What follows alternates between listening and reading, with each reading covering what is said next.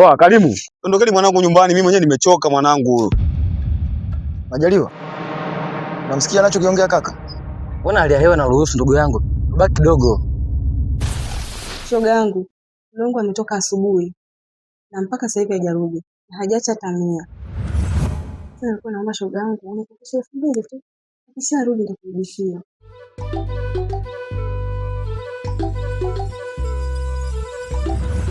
Samani, hivi unaitwa nani? Kaka, mbona maswali mengi? Samani, nataka kujua tu.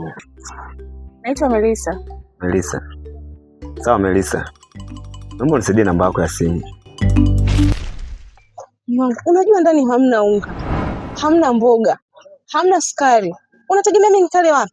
Ni kweli najua ndani hamna chochote kitu. Lakini naelekea kijiweni nikatafute chochote kitu mke wangu. Nakujua sana mume wangu. Leta tu.